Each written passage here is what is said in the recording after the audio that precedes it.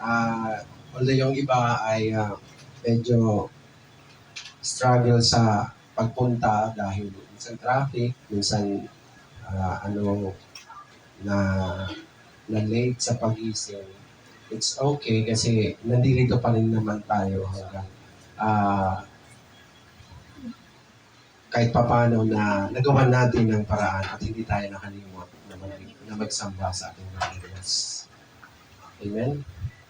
Ang ating teksto sa umaga, James chapter 1 verse 22. Sige nga po, pakibasa. Do not merely listen to the word, and so deceive yourself. Do what it says. Sana meron sa Tagalog, no? Huwag lang daw. Sa Tagalog, pakibasa. Huwag lang daw makinig sa kanyang salita at nililobang Mamuhay kayo ayon sa salita ng Diyos. Kung ito'y pinapakinggan lamang ninyo, ngunit hindi isinasagawa, dinadaya niyo lamang ang inyong sarili. No? Ano po ng text, no? Napakalalim, no? Sa ating buhay Kristiyano. No? Bago ang lahat, tayo po muna ay manalangin. Ama naming banal na makapangyarihan sa lahat, sa pangalan ng Panginoong Hesukristo at sa patnubay ng banal na Espiritu, nananalangin kami, Panginoon, na nawa ang iyong pagkilos sa aming buhay ay patuloy hanggat kami nandirito sa mundong ibabaw. Nawa ikaw, Diyos, ang maluguran namin sa aming pagsamba, at ikaw nawa, O Diyos, ang mabigyan namin ng pinakamataas na papuri sa pamamagitan ng paggawa namin sa inyong mga utos, aming Diyos. Dalangin ko na patuloy mong i-bless ang bawat isa. Patuloy mong buksan ang kanilang puso at isipan. Ang lahat ng daluyan sa kanilang mga buhay ay iyong buksan. Daluyan ng pagpapala, daluyan ng iyong salita, upang patuloy na mag-penetrate ang kaibuturan ng kanilang puso sa mga salita mo ng may katotohanan. Maraming salamat sa lahat na nandirito, Panginoon. Gamitin mo ang bawat buhay nila na ikaw ang makita at hindi ang aming mga kahinaan, kundi ang inyong kaluwalhatian. Purihin ka, pasalamatan ka, aming Diyos. Sa maaabot ng aking tinig, nawa patuloy na ma-enhance o magkaroon, ma-enlight ang iyong salita sa buhay nila upang ito na may maisabuhay nila ng naayon sa inyong banal na kalooban. Purihin ka, pasalamatan ka. Dakila ang iyong pangalan, aming Panginoong Hesukristo, ang lahat po magsabi ng amin. So, 11:30 na, no? Sandali lang naman tayo kasi meron pa tayong communion, no? Yan. Sabi dyan, do not merely listen to the words and so deceive yourselves. Do what it says. Sa Tagalog, sabi niyan, huwag ka lang basta makikinig sa salita ng Diyos, bagkus ito ay iyong isabuhay.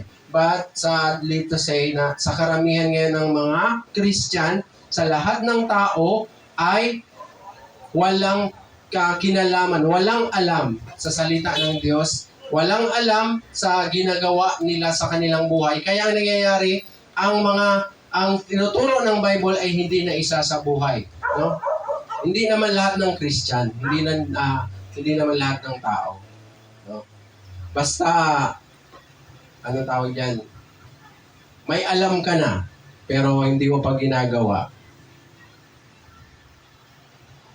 Sabi nga dyan sa James 4:18 is, kapag alam mo ang tama at hindi mo ginagawa, ikaw ay nagkakasala. Ang tema natin sa umaga. Where do I belong? Listener or doer of the Word of God? No? Yan, mga kapatid, kung titingnan natin ang ating tema, ma-realize natin kung ano ba tayo sa paningin ng Diyos. Sa mga panahon ngayon, sa oras na ngayon, sa oras na ito, mga kapatid, ano ka ba sa oras na ito sa paningin ng Diyos? Ikaw ba ay isang tagapakinig or tagagawa o gumaganap sa gawain ng kalooban ng Diyos?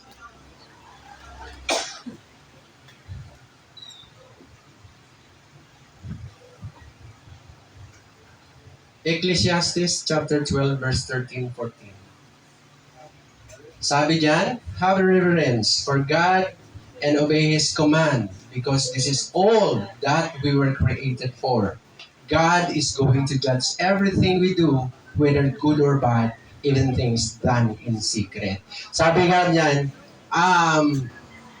matakot ka daw sa Diyos at sundin mo ang kanyang kalooban dahil ito ang buong katungkulan ng tao. Kaya ka nga nilikha dahil may tungkulin ka pala, no? Kaya lang hindi ito masyadong nabibigyan ng halaga ng tao o pati pa Kristiyano. Ang gusto lang ng tao o ng ibang Kristyan, pabanjing-banjing sa paglilingkod. Okay na ba sa atin ang ganon? Okay na ba sa atin na tayo ay pupunta ng simbahan, makikinig ng salita at pagkatapos mauuwi? Hindi, di po ba?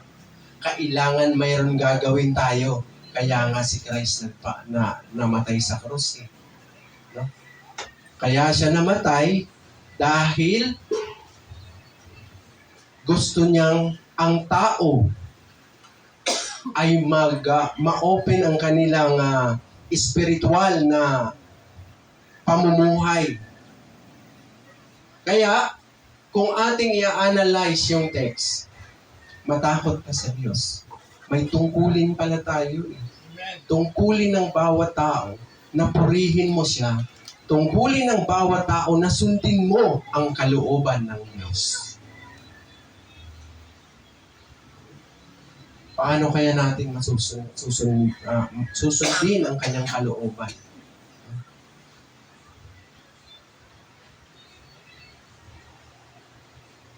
Patuloy lang tayo sa paglilingkod. Although marami tayong nararanasan. Mga pagsubok, mga kapighatian. That's part of serving the Lord as a Christian. Dahil kung titingnan mo ang buhay ng Panginoon, nung kanyang mag-ministry siya dito sa mundo hanggang sa kanyang kamatayan, hindi siya hayahay. Am I right, mga kapatid? Damaan siya ng matinding hirap. Compare sa buhay mo today, kapag pumasok ka sa Christian, hindi po talaga hayahay ang buhay natin. Tama, tama. Hallelujah. Thank you sa Panginoon.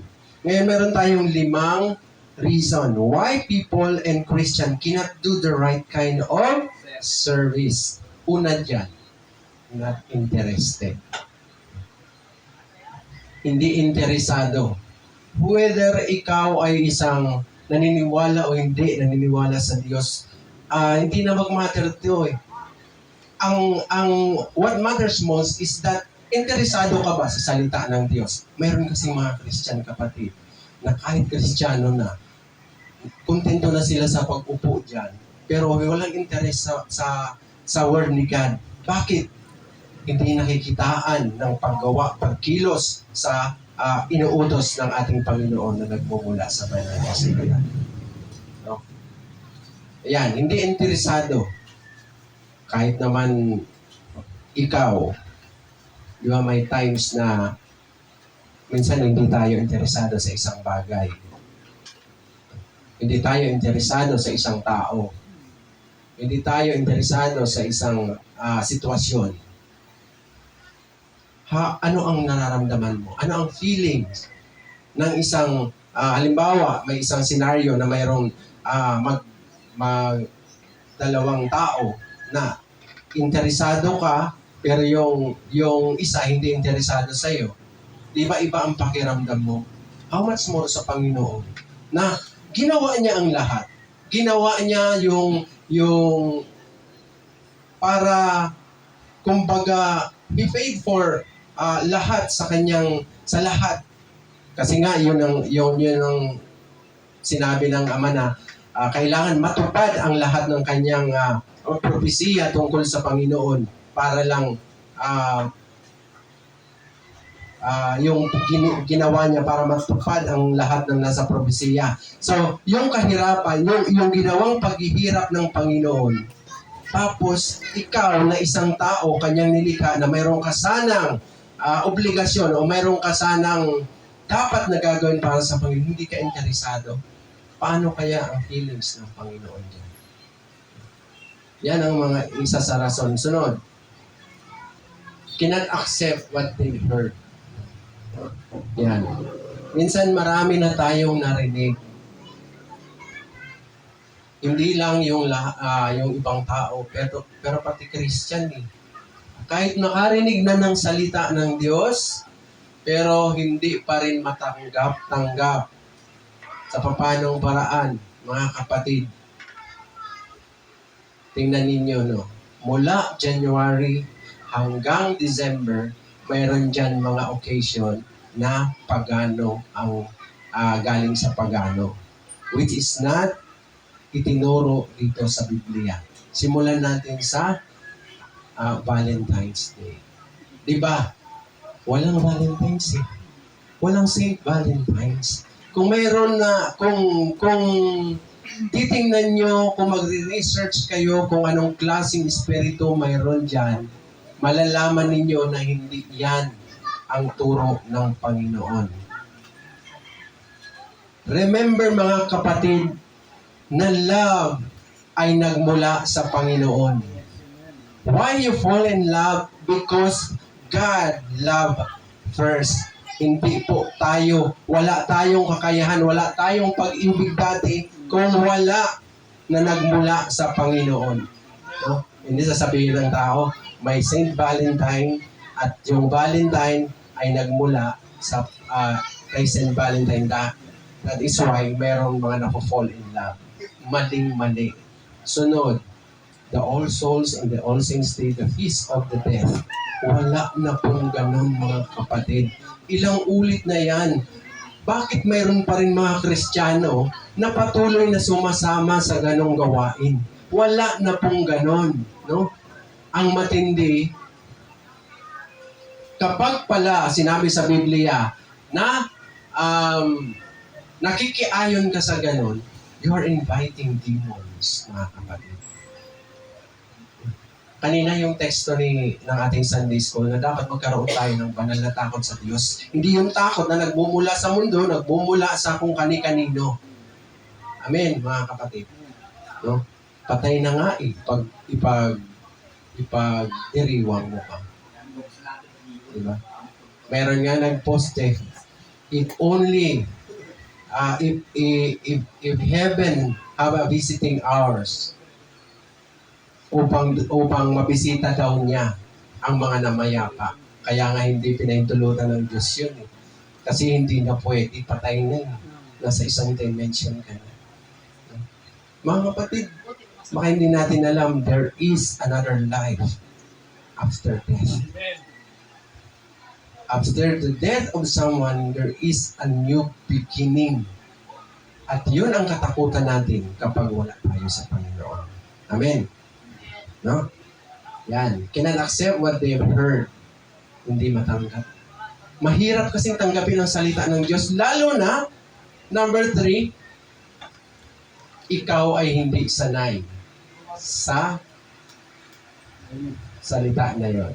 Mahirap din kasi na kapag hindi ka sanay sa isang bagay, ang hirap mong sundin. Kapag hindi ka sanay gumawa, ang hirap mong gumawa. Amen. No? Kaya iwasan natin, mga kapatid, na tayo ay magumon sa mundong ito.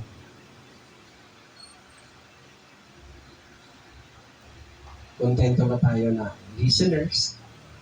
Ayaw ni God ng ganon. Di ba? Kanina sa Mateo, yung tamad, tinapon sa labas. Next. Very busy in other things.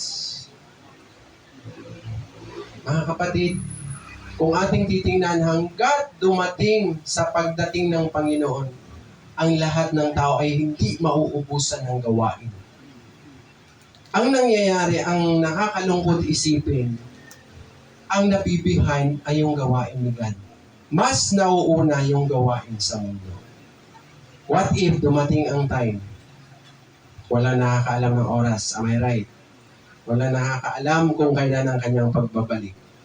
hindi ka nadatnan na gumagawa sa Kanya. Dahil busy pala tayo sa ibang bagay. Busy tayo sa bagay dito sa mundo. I mean, wala namang problema eh. May trabaho ka, may negosyo ka, o ano pa man ang pinagkakaabalahan mo para sa iyong buhay. What I mean is that you have to prioritize God sa buhay natin.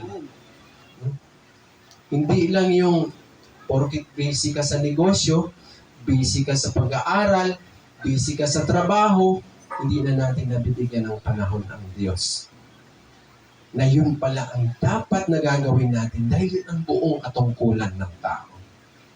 Remember, sinabi niya sa Ecclesiastes na tayo ay haharap sa hukuman ng Panginoon at i-judge tayo kung nagawa mo ang mabuti o masama. Ano man ang ginawa mo kahit sa sikreto ay i-judge ka niya. What if itong lahat ng ito ay hindi totoo at naniwala tayo? Walang mawawala sa atin, mga kapatid. What if kung ito ay hindi totoo, ito ay totoo at hindi ka naniwala? Pagdating ng panahon, it would be too late for you para ikaw ay magsisi. Dahil nung nabubuhay ka pa, kasi during judgment, you're already dead. Am I right? Diba? Patay ka na nun eh. Wala nang coming back. Para gawin mo pa. Tuwid mo yung tama, wala ka ng paraan para makabalik para gawin mo yung tama. Hindi na, wala na. Dahil sinabi sa Romans ba yun o sa Hebrews na minsan kang mamatay pagkatapos ay ang paghuhukom. Ayan. Alright. Oh. Mga verse yan na talagang dapat na tatatak sa isipan ng bawat Kristiyano. Kaya hindi tayo banjing-banjing as a Christian, as we serve the Lord. Kasi wala nga ganun eh. Ano pong ginawa ni Christ kung hindi tayo maghihirap? No? Parang unfair naman na yung Panginoon, yung King of Kings and the Lord of Lords ay nagpakahirap, tapos ikaw na creation, ikaw na nilalang lang niya, ay wala kang ginagawa para sa Kanya. Unfair naman yun eh, kahit naman yung mga hari at reyna ng England, ng Saudi, di ba? Kailangan may gagawin ka sa Kanyang kaharian. Eh, Diyos kaya yun. Kaya kita niya lahat. Kaya nga sabi niya sa Ecclesiastes, i-judge ka niya, even things done in secret. No? Maaaring hindi ka nakita ng tao. Maaaring hindi ka nakita ni kapatid. Maaaring hindi tayo nakita ng pastor. Pero may ginagawa tayong sikretong kasalanan. Kitang-kita tayo ng Diyos. At ipagsusulit natin yan kapag dumating ang time na ikaw ay haharap na sa hukuman ng Diyos. At by the way, mga kapatid, ito yung maghuhukom sa atin. Magiging itong salita na to ay magkakaroon niya ng buhay. Amen? Next. Laziness. Kanina mayroon din katamaran. Ano? Ayan, isa yan sa pinaka sakit o reason. No? Minsan nga, alam niyo yung kabataan namin,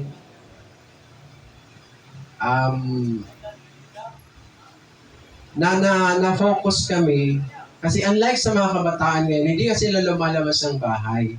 Pero makita mo naman halos maghapon na sa gadgets. Kami noon, nung kabataan namin, talagang sa labas, no? Sa umaga, pag walang pasok, puro yan laro. Kung hindi naman, mag-igib ka ng tubig, magsibak ka ng kahoy. Lahat gagawin mo kasi nasa probinsya ka, no? Tapos, sa hapon, patutulugin ka ng nanay mo. Minsan tatakas kami para maglaro, mag-akyat ng mga puno, o maghabulan, ganyan. Hanggang gabi yon. So, minsan, susunduin kami ng pamalo. Ganun nangyayari. Pero ngayon,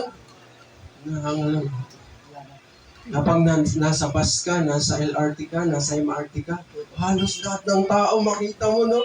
Nakaganon lahat ng cellphone. No? Wala nang panahon. Wala nang, kahit hanggang sa gabi, hanggang pag-uwi. Tingnan nyo yun. Tamad na nga sa bahay, tamad pa sa Panginoon, ano nang mangyayari sa atin as a Christian? I-compare natin yung katamaran mo, na yung katamaran natin dito sa mundo, hindi nalulugod yung nanay mo, yung leader mo, yung mga ate mo o kuya mo. How much more si God when it comes to serving the Lord? Tapos, ikaw ay isang tatamad-tamad. Sa bagay, may teksto naman tayo doon. Kanina, di ba? Itatapon tayo kung tatamad-tamad tayo. Dahil, pag tamad pala tayo sa Panginoon, ikaw ay walang kabuluhang alipin. No? Buti nga, yung mga tamad dito sa bahay, hindi sila walang kabuluhang anak. Walang kabuluhang pamangkin. Di po ba? May mga ganun eh. Ay sa Diyos, talagang wala kang ligtas doon. Kitang-kita ka ng kanyang mga buhay na CCTV. 5 reasons why people in Christian cannot do the right kind of service. Yan. Isa yan talaga yung mga espiritu ng katamaran. Saan kaya? Sobra yan. Pang ilang number? Ay. Pang ilang number kaya tayo dyan? Actually, marami yan eh. Kumuha lang ako ng mga 5. Diba? Natatas. Luke chapter 2 verse 52. And Jesus grew in wisdom and stature and in favor with God and man. Oh, tingnan niyo yung Panginoon. Noong kanyang kabataan, nag-gain niya yung favor ng tao at ng Diyos. Bakit? Dahil siya ay kinalugdan, dahil siya ay masipag, lahat, wala yata siguro, walang masabi, di ba? Kapag ang tao walang masabi sa iyo dahil masipag ka na, mabait ka pa, hindi ka pa palaaway, na magiging mo talaga yung kanyang favor. No? Kaya nga, di po ba? Sa trabaho, ganun din. Pag wala kang reklamo, dahil trabaho mo yon, yung iba kasi trabaho mo na nga yan, pag may dagdag na trabaho, magreklamo. Tingnan ninyo, sa ating pagiging Kristiyano, do we ask ourselves, is God nalugod ba sa atin? Ang ating pamumuhay Kristiyano ba ay nag-grow sa pamamagitan na binibigyan tayo ng wisdom, na favor, na pwedeng maging favor ang tao at ang Diyos? Hindi po ba? So, hindi tayo dapat makontento. Sinabi lang dyan sa teksto na, ipinakita lang sa teksto na tularan natin ang Panginoong Hesukristo. Kung papaano siya lumaki sa bilang isang tao, dahil actually hindi naman talaga siya tao, kaya nga ang pagka-describe sa kanya ay nagkatawan, dahil mayroon talaga siyang dating itsura, mayroon siyang dating pinagmulan na hindi yun maintindihan ng iba dahil hindi masyadong maipaliwanag yung teksto. No? Pag sinabi kasing nagkatawan, ibig sabihin ito yung dati mong itsura. Ito yung dati mong dating. Kumbaga, Diyos ka. Yung original. Actually, pwede siya maging pusa, maging isang ibon. No? Yan yung sinasabi. No? Kaya yung pagpunta niya na he is inhuman, of course, naranasan niyang mapagod. Naranasan niyang maantok. Naranasan niyang magtrabaho. Naranasan niyang mahirapan, matulog, lahat-lahat.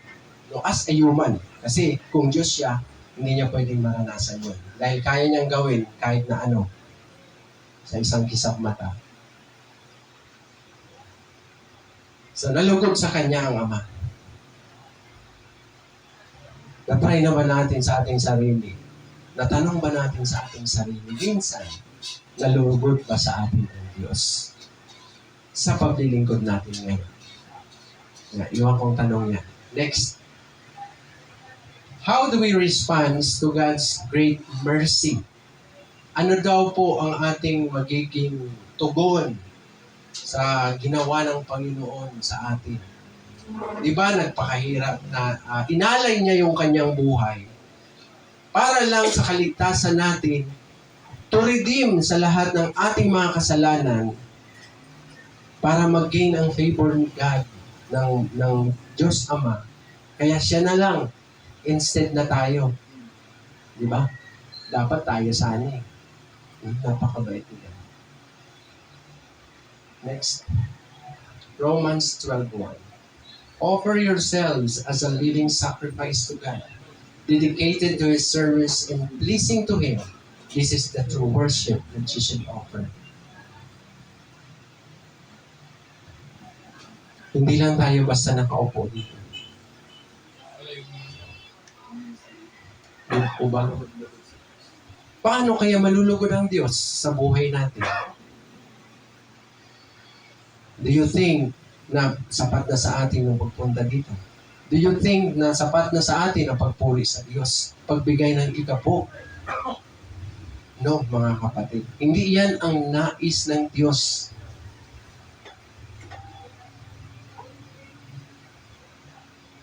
Paano ba natin talaga siya mag-please? Number 1, work hard and do not be lazy. Serve the Lord with a heart full of devotion. Mayroon kasing naglilingkod lang. Nasapat na yung magpagamit dito, nagpagamit naman ako eh. Nagpupuri naman ako, nagpipraise and worship ako, nagme-message ako, nagsa-Sunday school ako, lahat-lahat. Pero wala namang devotion. Walang mula sa puso. What matters most to God is that yung paglilingkod natin ay mula sa puso. Mayroon kasi mga tao na nagsusunod sa Panginoon, sumusunod dahil natakot sa pastor. Sumusunod dahil napilitan. Sumusunod dahil naobliga. Am I right? Di po ba? Pero hindi yan ang nais ng Diyos. Yung puso mo sa paglilingkod, kailangan mula dito. Kahit naman, pwede naman kasi, pwede akong maglingkod kahit na. Pwede akong sumunod kahit na hindi, at least may pakita ko sa pastor, sumunod ako kahit wala sa loob ko. Di po ba may mga ganon? Kahit nga dito sa mundo eh, napilitan lang. Kung baga napilitan ka lang, may ganon. Minsan, nagbabalat kayo ka lang. Double life Christian. Okay pag Sunday, pero sa labas hindi na. Next. So, ang tatamad-tamad. Let your hope keep you joyful. Be patient in your troubles and pray at all times. So, yung kanina pala may teksto tayo dyan kanina, yung unang Korinto, 15:58, yung kanina kay Julius. Kung naalala niyo yun. Pakasipag kayo. Ayan, pakasipag kayo. Masayang Para hindi masayang ang ating pinagpaguran. Totoo naman yun, mga kapatid. Kapag tayo ay nagtatrabaho, magpakasipag ka na para hindi mapapagod yung pinagpaguran mo. Kaya nga mga minamahal. Di po ba? Magpapatat kayo at huwag magpapinag. Magpakasipag kayo sa paglilingkod sa Panginoon. Dahil alam ninyo hindi masasayang ang inyong paghihirap para sa Kanya. Although marami tayong mararanasan, hindi pala masasayang yun. So, salamat sa Panginoon sa hope na yun. So, next, let your hope keep you joyful. Be patient in your troubles and pray at all times. Hebrews chapter 6 verse 19. Pakibasa nga po. Hebrews chapter 6, verse 6% po. Ang pag-asang ito ang siyang matibay at matatag na angkla ng ating buhay. At ito ay kumaabot hanggang sa kabila ng tabing ng templo, hanggang sa dakong kabalan-banalan. Yung pag-asa natin. Di ba, kanina tayo umaasa when it comes to spiritual pamumuhay. Di po ba sa Diyos? Minsan nananalangin tayo, hindi pa lumagpas sa bubong. Paano tayo aabot sa kabilang tabing ng kabanal-banalan? Paano tayo aabot sa langit? Ni minsan, hindi nga tayo nagdi-devotion. Hindi nga tayo nag-pray. Nakakalimutan pa minsan. O mag-pray, ang iksi-iksi na lamang. Pero marami tayong nararanasan. Pero anong sabi ng Panginoon?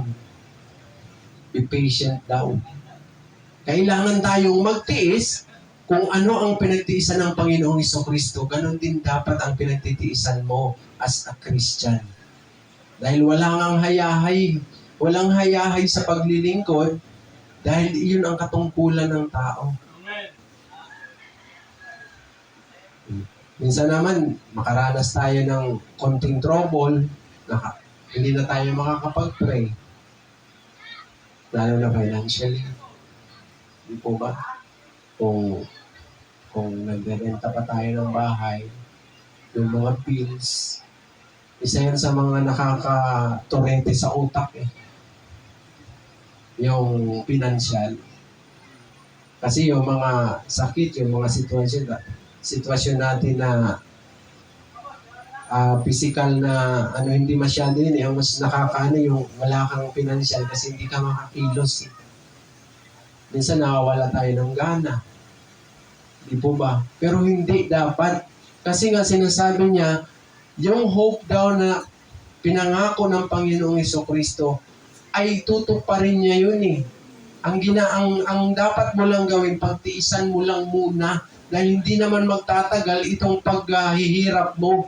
Dahil ang pangako ng Diyos, kung totoo kang naglilingkod sa Kanya, hindi po pwede na pabayaan Kanya. Amen? Diba? Hindi po pwede na ikaw ay iset aside ng Panginoon kung totoo ka talagang naglilingkod sa Diyos. Grabe naman si God. Kung pababayaan ka niya, tapos totoo ka naglilingkod. Oh. Next. Do everything possible on your part to live in peace with everybody. Kaya, tama yung ginagawa ni Brother Julius, no? Kahit galit na siya sa kapitbahay dahil oras ng tulog, ang ingay-ingay. The same as dito rin, oras ng tulog, ang ingay pa ng mga kapitbahay mo dahil sa sobrang mga video okay, mga nag-video okay na nga, nagsisigawan pa. Diba? So sabi na dyan, do everything possible on your part to live in peace with everybody. Kasi naman, kung pag may kihalubilo ka pa rin sa kasiraan ng ulo nila, wala ka nang pinagkaiba sa kanila. So kahit hindi mo na kaya, kahit gigil na gigil ka na, matuto ka pa rin magpakumbaba. Di ba? Ang hirap nun, mga kapatid. Inaagrabyado ka na. Kumbaga naiingayan ka na. Kumbaga, hindi na maganda yung pakiramdam mo, pero kailangan mo pa rin napigilan ng iyong sarili upang hindi ka makitaan, hindi ka maputasan, because you are a Christian. Si Christ nga, wala kang nakita doon na, tawag dyan, nakipagsuntukan or di ba? Isa lang siyang beses nagalit nung yung templo ng kanyang ama ay ginawang sugalan, ginawang palengke, ginawang tawaran ng mga, di po ba? So, yun lang yung history doon. The rest is history also. Next. Have the same concern for everyone. Do not be proud, but accept humble duties. Do not think of yourself as wise. Hindi ko nahayuan yan si kapatid kasi masyadong maalam yan. Di po ba? Huwag tayong masyadong mayabang. Kapag mayroon tayong alam sa salita ni God at yung tao na yon kailangan ng kaligtasan, kailangan nating bahagian. No? Kanina na sinasabi doon sa Jude, snatch those dying soul. Why? Because yung soul na yun ay lumalakad papunta sa kapahamakan. Wala namang problema eh. kung hindi totoo. Am I right? Hindi tayo naniwala, pero hindi totoo, wala nang mawala sa atin. Pero kung totoo, tapos hindi tayo naniwala, naku, malaking mawawala sa atin. And it will be too late for us. Have the same concern for everyone. Huwag tayong masyadong proud. Huwag tayong masyadong mayabang, mga kapatid. Yan ang pinaka-hate ni God. Yung, kunwari, maalam ka, tapos na mayabang ka pa, ano nang sasabihin sa iyo ng tao? Nagkiklaim kang Christian. Kaya minsan yung mga Christian na matitino, inadadamay dahil sa kayabangan ng ibang Christian. Meron ganun kasi. Kasi pag sinabing Christian ka, mayroon mga tao na hindi masyadong bukas ang kaisipan, na mistake of one, ay sinasabi, mistakes of all. Di po ba? Kapag sinabi ng taong na Christian na mayabang siya, nangangahulugan ba mayabang na ang lahat ng Christian? No. Di po ba? Sa mga pulis nga kung magpapatulfo ka, hindi naman daw lahat ng pulis ay masasama. The same as Christian. Hindi lahat ng Christian ay ganun yung pangunawa at hindi rin lahat ng Christian masama at hindi rin lahat ng Christian mabuti. Talagang mayroon lang totoo at hindi totoong naglilingkod pero nagkiklaim na Christian. So dapat maunawaan natin ito. So huwag tayong yayabang-yabang. Ano pa lang tayo Kumbaga sophomore pa lang tayo. Wala pa nga tayo. Freshman ba yun? Di ba? Wala pa nga tayo naabot sa kalingkingan ng mga naunang mga disipulo. Magyayabang na tayo. Next. Do not let evil defeat you. Instead, conquer evil with good. Tama ba na tayo, pag inaway ay aawayin din natin? Hindi po ba hindi? Kailangan siya ay mahuli mo. Daanin mo sa diplomasya. Daanin mo sa matinong usapan. Hindi na tayo pwedeng makihalubilo na may kipag-away din tayo, may nagsasagutan na doon, may kipagsagutan ka rin. May nagtitibate na doon, may kidibate ka rin. Hindi ganun, mga kapatid. Ayaw ng Diyos yun. So, huwag nating susuklian ng kasamaan yung kasamaan. Pagkos, i-conquer natin. Para maalala niya na, oo nga, hindi ko dapat pala siya ginawa ng ganito. Next, malapit na tayo. Yan, how do we please God? Paano daw natin mapiplease si God? Yan. Use our lives up in service to God as an ongoing act of worship. Ibig sabihin, pag sinabing ongoing, tuloy-tuloy kang naglilingkod. Hindi maglilingkod ngayon, the following day, the following panahon, hindi na. Hindi ganun. Yan. Sikapin natin na ma-please natin ang Panginoon.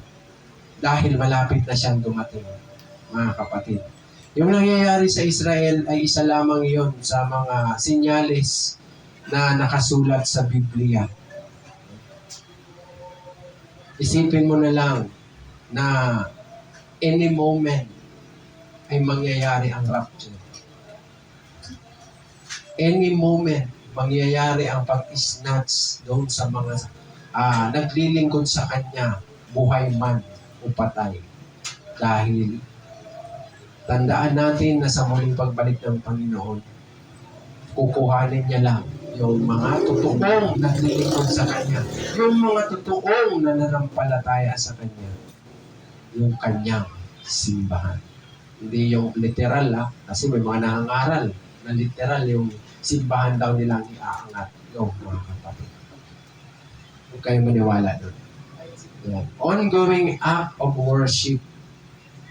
Para naman sa muli niyang pagbalik na hindi naman natin alam kung kailan ay manatnan pa rin tayong kumikilos. No? Mas masarap kayong pakiramdam na yun, madatong kang gumagawa sa piling mo, sa bukirin ng Panginoon. Kaysa naman sa wala kang ginagawa para sa Diyos. Next. Yan sa ating pinakauling teksto. Luke 6:46-48. Why do you call me, Lord, Lord, and do not do what I say? As for everyone who comes to me and hears my words and puts them into practice, I will show you that they are like a man building a house who dug down deep and laid the foundation on rock. When a flood came, the torrent struck that house, but could not shake it because it was well built. No? Sabi ng Panginoon, tinatawag ninyo akong Panginoon, pero hindi naman ninyo tinutupad yung aking mga sinasabi. Tayo ay matutulad.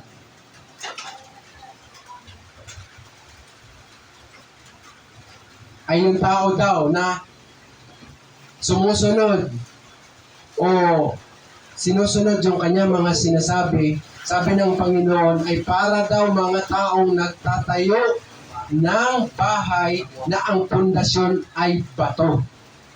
Whereas doon sa 6:49, ang sinasabi diyan, kung may tao rin daw na nakinig lang ng salita pero hindi isinasagawa, maitutulad daw yon sa tao na nagtayo ng bahay sa buhanginan. Na dumating nga naman yung unos, dumating yung mga pagsubok, dumating yung bagyo, yung mga suliranin sa buhay, financial, physical, lahat-lahat, biglang hindi na nakita sa simbahan.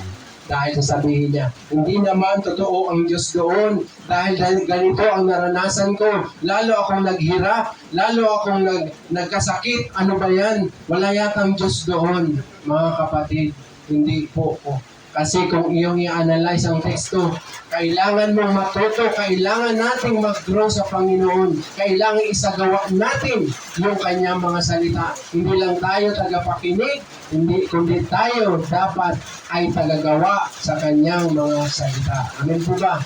So salamat sa Panginoon, nawa, hindi lang yung ating sa mensahe sa umagang ito ay patuloy na ma-enlight ang ating mga buhay upang patuloy tayong mag-grow sa piling ng ating Panginoon at sa paglilingkod niya sa atin.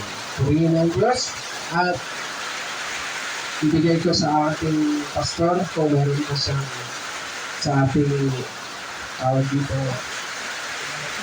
communion, first Sunday today. Hallelujah. Salamat sa salita ng Diyos. Isang paalaala sa atin, totoong paalaala at hindi na dapat natin kaligtaan.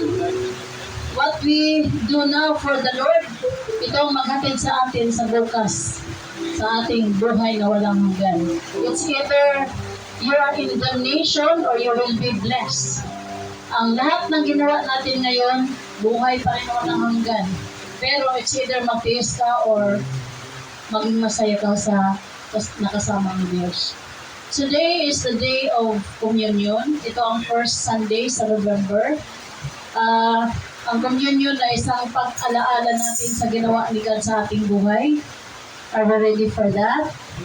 Ang pagkilala sa ginawa ni God, sa kanyang pagparito sa mundo, Diyos na nagkatawang tao. If you still remember the meaning of grace, God's saving grace. God's redemption at Christ's expense. Ang pagligtas ni God sa tao, expense ni Jesus. That's grace. God's redemption at Christ's expense. Kung tutusin, grabe ang ginawa ni God para sa atin. It's just most of the time, ang tao ay walang puso, walang narinig, walang nakita sa ginawa ng Diyos sa buhay niya. So mga kapatid, request ko po sa ating communion as a reminder As a reminder, nasaan ba ating table? Na pwede tanggalin mo na to. Request ko po si Brother Ricky at Brother Julius sa ating communion. Kung pwede po, tatayo kayo dito. Wag po tayong mag-take ng communion kung sa tingin natin ay palagi nating sinaktan ng Diyos. Sabi ng kanyang salita, 1 Corinthians 11:29. Sabi sa 1 Corinthians 11:29, sapagkat ang sinumang kumakain at umiinom nang hindi pinahahalagahan ang katawan ng Panginoon ay kumakain at umiinom ng hatol sa kanyang sarili. Ito ang dahilan kung bakit mahihina at masasakitin ang marami sa inyo at may ilang namatay na. So, this is not just gawain ng church. Isang reminder sa atin na if we are taking communion sa simbolo sa lawas at dugo ni Kristo, na walang pag-check sa ating sarili na hindi tayo karapat-dapat. Ang sinabi po dito, ikaw ay nasabi po dito, ikaw ay kumakain at umiinom ng hatol ng Diyos. At yun ang dahilan na ikaw ay sakitin at the same time magdulot ng kamatayan. So mga kapatid, bago po tayo mag-take ng communion, kung pwede ating i-check ating mga sarili kung karapat-dapat na tayo sa Diyos. Kahit na sa tingin mo ikaw ay naniniwala kay Kristo or naglilingkod sa Diyos, pero may mga bagay kang ginawa na hindi ka lugod-lugod sa Panginoon. The body, ang tinapay ay nagsimbolo po sa katawan ni Kristo. Ang tinapay nung minimix yun, hindi na matanggal pa kung anumang mga minimix doon. Pag ikaw maglingkod sa Diyos, hindi ka na talaga matanggal. Sa kamay ni God, sabi niya kahit sino mang kukuha sa buhay mo, sa kanyang kamay, wala na pong magawa. Dahil ikaw po ay nakadikit na sa kamay ng Diyos. So, before taking the communion, please, if you have sinned before the Lord, hingi ka ng tawad. Lalo na sa kasalanan na hindi mo sinadya or sinadya man na you have the desire na magbago. Pero kung wala kang desire magbago, manatili kang kumilos, manatili kang magbigay ng sakit ng damdamin ni God, please huwag kang mag-take ng communion dahil binibigyan mo lang ng hatol ang inyong sarili. Habang ating i-take ang communion, habang kukuha tayo ng simbolo sa katawan at sa dugo ni Kristo, check natin ating mga sarili if we commit sin before God. Hingi tayo ng tawad. Pero kung manghingi man ng tawad, please, subukan natin hindi na natin ulitin gawin ang hindi kalugod-lugod sa Diyos. No one is perfect, but God is always willing to forgive us if we are willing to change our lives. Kantahin natin ang Oh, the Blood of Jesus. Habang ating kantahin ito, check natin ating sariling hindi ng tawad, and you are now free to take the communion. Pero huwag kang mauna pag-take ha, sabay-sabay tayo mamaya. Oh Jesus, hallelujah.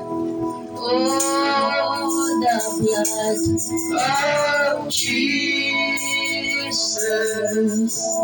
Oh, the blood of Jesus.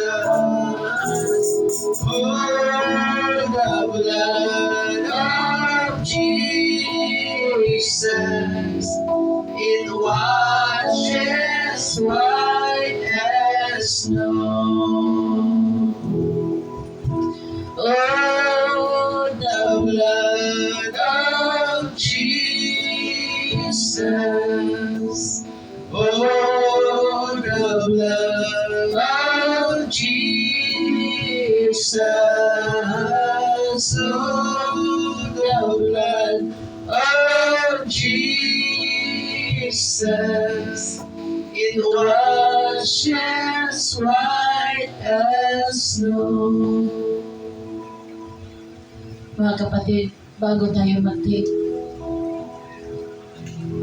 i-clear natin ang ating puso, i-clear natin ating sarili sa harapan ng Diyos. Hingi tayo ng tawad. Dahil alam kong marami tayong ginagawa, marami tayong naisip, marami tayong pagkakamuli sa harapan ng Diyos. Thank you, Lord. Bigyan natin ng konting mga minuto. Mangusap sa Diyos. At gawin ang ating sariling clear sa harapan ng Panginoon. Dahil kung manatili tayo magpatigasan sa ating ulo, wala din talaga tayong magawa dahil ang Diyos is always faithful, is always perfect. Amen.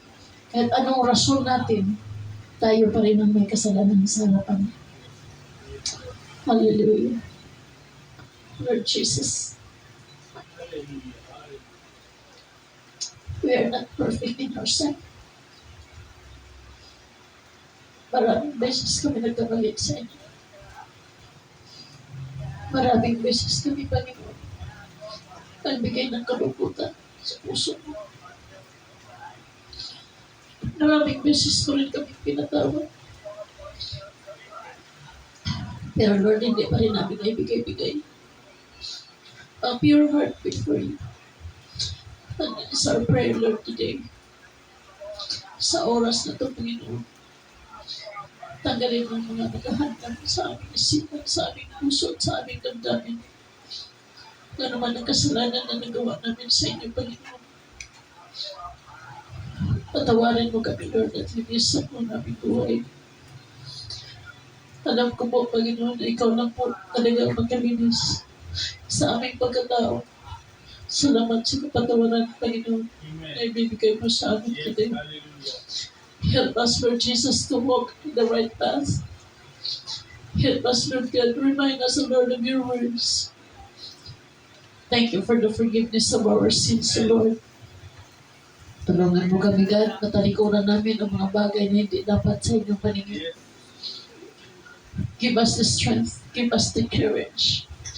Give us, Lord God, the joy in our heart, knowing that it is you, Lord, who suffer for us. Salamat, Panginoon. Aminin namin na hindi kami mga perfectong tao.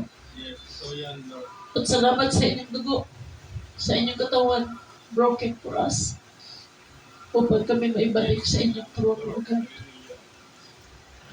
Oh, the blood of Jesus. Your blood that washes away our sins, O God. Thank you, Lord Jesus. Oh, the blood of Jesus. Oh, the blood of Jesus. Oh, the blood of Jesus. It washes white as snow. Request ko, Brother Ricky, sa pag-pray sa tinapay. Taas natin ang tinapay. Noon, wala hanggan namin pasasalamat sa iyo. Dakila ka, Lord, wala pa noon, Lord, tawagan mo kami. So walang hanggang tipan sa mga oras na ito, Panginoon, bilang pagpapaalala, nakamatayan mo, Lord. Kaya hindi dapat sa iyo, bukod sa amin dapat yun, Lord, na kami matatanggap. Pero dahil sa iyong banal na katawan, ay binuhos mo. Ang sakit na naranasan sa mundo para lang mapagbayaran ang aming mga kasalanan. Kaya ito, Lord, inaandog namin ang aming sarili, Lord. Patawarin mo kami. Hallelujah. Patawarin mo kami, O God. Jesus. Dahil sa iyong pag-ibig na walang hanggan, naramdaman namin hanggang sa kamatayan mo. Hanggang sa muli mong pagparito, O God. Hindi kami karapat-dapat dito, pero Lord, bilang pag-aalaala sa iyo, tatanggapin namin ng lubos yung buong puso na katawan mo ay binayaran na namin yung ginawang pagtatasala laban sa harapan ng aming amang nasa langit. Kaya Lord, salamat po bilang katibayan sa mga oras na ito. Tanggapin namin ito, katawan mo. Paalaala sa iyong kamatayan. In Jesus' mighty God. Amen. Amen. Ito ang aral na tinanggap ko sa Panginoon at ibinibigay ko naman sa inyo. Ang Panginoong Yesus noong gabing siya'y ipagkanulo ay lumampot ng tinapay. Nagpasalamat at pinagpira-piraso ito at sinabi, ito ang aking katawan na inihahandog para sa inyo. Gawin ninyo ito bilang pag-alaala sa akin. Let's take the bread.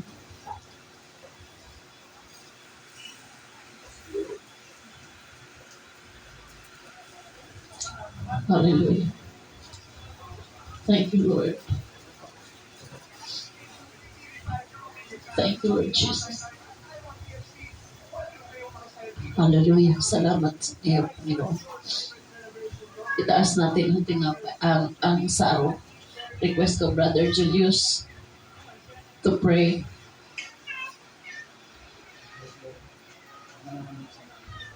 Salamat po, Panginoon sa Kristo. Nagkatawag ng tao para lang makapag kami mga kasalanan.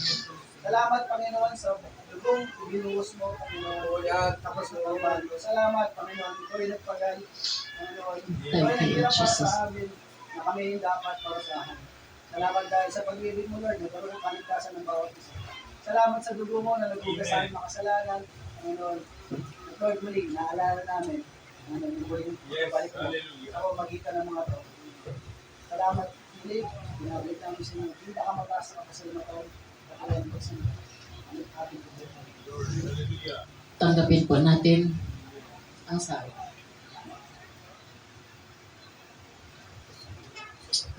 Thank you, Lord Jesus. God, thank you once again. It's a celebration, Father, of setting for setting us free, God, sa aming mga kasalanan. Salamat po, Panginoon. Ingatan mo ang lahat ng kaluluwa na naglilingkod sa inyo. Balang araw, Diyos, makita ka namin ang mukha. With the struggle in life, Lord God, sa mundong ito. May katapusan din, Panginoon. Hindi man kami makilala sa mundo. Ang importante, Panginoon, sa langit, makilala mo kami. Mga taong sumunod sa inyong kalooban. Salamat, Lord. Salamat po, Panginoon, sa inyong pag-ibig. Hindi ka nagsawa. Ibibigay sa amin ang kapatawanan. Hindi ka nagsawa, Panginoon. Mag-remind sa amin. So, Lord, deserving ka sa lahat ng papuri at pagpapasalamat. Deserving ka lahat, Lord, sa mapagsimba ng inyong bayan. We thank you for everything, Lord Jesus. Kantahin natin last